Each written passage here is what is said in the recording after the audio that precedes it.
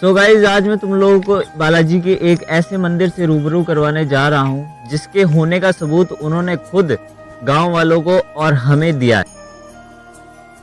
गांव का नाम है सामेर और ये खाटू श्याम जी से मात्र 10 किलोमीटर की दूरी पर है। यहीं पर प्रकट हुई थी बालाजी की भव्य मूर्ति। माना जाता है कि जो कोई भी बालाजी से सच्चे मन से कुछ मांग ले, बालाजी उन्हें कभी निराश नहीं करते। गांव वालों का कहना है कि अगर गांव पर कोई संकट आने वाला होता है तो बालाजी खुद अपने मुख से गांव वालों को उस संकट से सचेत कर देते हैं। हालांकि ये चीज़ मानने में बहुत मुश्किल है, परंतु इसका प्रमाण हमें इसी गांव के लोगों ने दिया है। तो इसी बीच मैं और मेरा कैमरामैन बालाजी के चरणों में प्रसाद चढ़ाते हैं और उनसे माफ़ी मांगते हैं कि अगर उनके बारे में बोलते समय हमने कुछ गलती कर दी तो हमें माफ़ करें, और साथ ही हमारे जैसे कई हार्ड वर्किंग लोगों के लिए प्रार्थना की कि जो वो चाहते हैं बालाजी उन पर भी अपनी कृपा बरसाएं। मंदिर बनने की एक बहुत ही अनोखी कहानी है कि एक बार की बात है, एक बकरी चराने वाले एक व्यक्ति को यहाँ पर एक मूर्ति प्रकट होते हुए दिखी, और जैसे ही उस व्यक्ति को मूर्ति प्रकट होते हुए दिखी तो मूर्ति अपने स्थान पर ही रुक गई। क्योंकि जब कोई ऐसी वस्तुओं को देख लेता है तो वो या तो अगर वो प्रकट हो रही है तो वो उसी स्थान पर रुक जाती है या ऐसा कुछ हो जाता है। तो उसी समय से गांव के लोगों ने उस मूर्ति को एक छोटे से मंदिर का आकार दिया, जो कि अभी ये बन के तैयार हो चुका है। पर उस वक्त एक छोटा सा मंदिर हुआ करता था यहाँ पर, और लोग बाग उस समय उसको बहुत माना करते थे, उसको पूजा करते थे। मंदिर की महिमाओं में एक और बात जुड़ती है कि कुछ लोग जब मंदिर के लिए चंदा इकट्ठा करने जा रहे थे तो उस समय उनके रास्ते में एक बंदर आ गया, जिसको देखकर उन्हीं लोगों में से एक व्यक्ति ने ऐसा कहा कि अब तो क्या ही चंदा मिलेगा, अब तो अब शगुन हो गया है। तो एक व्यक्ति कहता कि भाई ये तो बहुत अच्छा शगुन हुआ है कि बंदर हमें रास्ते में मिला है। तो उस समय की माने तो उस समय उन लोगों ने उस समय उन्होंने 25,000 रुपये इकट्ठा किए थे, जो आज के समय में अगर माने जाएं तो लगभग 2.5 से 3 लाख रुपए हो जाते हैं। उस समय उन पैसों की उतनी कीमत थी। तो उन्होंने वो पैसे एक बिजनेसमैन को दिए जो कि हमारे गांव के ही थे। उन्होंने वो पैसे लेके मंदिर की तरफ हाथ करके ऐसा कहा था कि मैं ये सारे पैसे मंदिर के निर्माण में लगा दूंगा, परंतु उस व्यक्ति के लालच के कारण वो पैसे कभी मंदिर में लग ही नहीं पाए। और जिस वक्त उसने वो पैसे लिए थे उस समय उसने अपने पोते की कसम खाई थी, जो कि उनकी गोद में था। उस समय उन्होंने उसकी कसम खा के ये कहा था कि ये पूरे 25,000 रुपये हैं जो मैं मंदिर के निर्माण में ही लगाऊंगा। परंतु आप सबको तो पता है भगवान से कोई कैसे ही बच सकता है। उस व्यक्ति ने अपना पोता खो दिया, और जो व्यक्ति लाखों का मालिक था वो पाई के लिए कर्जदार हो गया।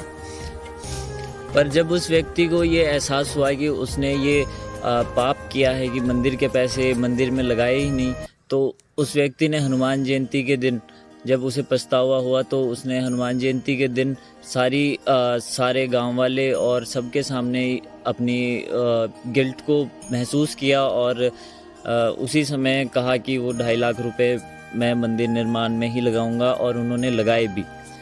और बालाजी से और पूरे गांव वालों से माफ़ी मांग के वो पैसे मंदिर निर्माण में लगाए गए। बालाजी के चमत्कारों में हमें एक और बात पता चली है कि जब इस मंदिर का निर्माण हो रहा था तो उस समय किसी कारणवश पुराने दरवाजे मंदिर को चढ़ाए गए थे किसी के घर के। अब उस समय के लोग ही जाने कि ऐसा हुआ क्यों था। वैसे तो नए चढ़ाने चाहिए थे, बट किसी कारणवश चढ़ाए गए थे पुराने। तो हुआ यूँ कि जब वो इंसान जिसके घर के दरवाजे मंदिर में चढ़ाए गए थे, जब वो सुबह उठा तो उसे वही दरवाजे उसके घर के आगे मिले। अब ये तो बालाजी ही जाने कि ऐसा हुआ क्योंकि कोई इंसान तो ये करने में संभव है नहीं। और अब मैं आप लोगों को एक और किस्सा ऐसा बताता हूँ जिससे आपको लगेगा कि भाई ये कैसे हो सकता है। तो एक बार की बात है, एक बार की मतलब आज से तो कोई 100 साल पुरानी मान लो। तो उस समय डाकू चोर इन लोग का दबदबा था, मतलब गाँवों में गरीब लोगों पे ऐसा कुछ।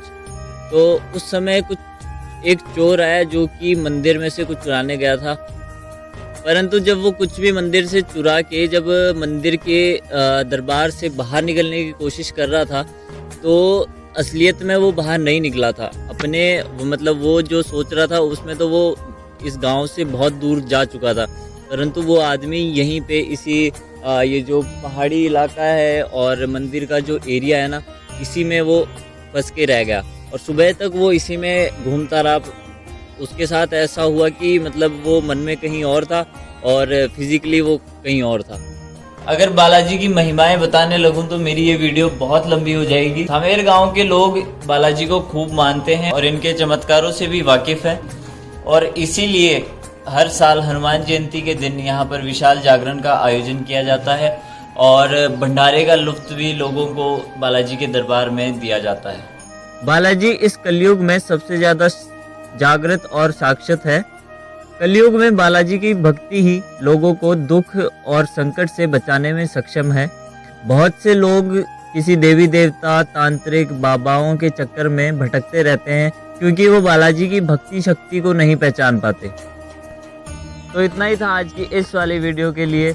अगर आप में से कोई भी भक्तजन अगर बालाजी के दरबार में आना चाहे तो उनके लिए मैंने एड्रेस डिस्क्रिप्शन में लिख दिया है, तो आप लोग एक बार ज़रूर देख लेना। और अगर आपका आने का बने तो आपको कोई टेंशन वाली बात नहीं है, आराम से आइए। बहुत पीसफुल जगह है, बहुत अच्छी जगह है, बिल्कुल गांव से हाइट पे है, तो आपको यहाँ से पूरा गांव भी दिखेगा। अगर आपको यहाँ से खाटू श्याम जी देखना है तो वो भी दिख जाएगा, परंतु आपको जाना पड़ेगा थोड़ा टॉप पे।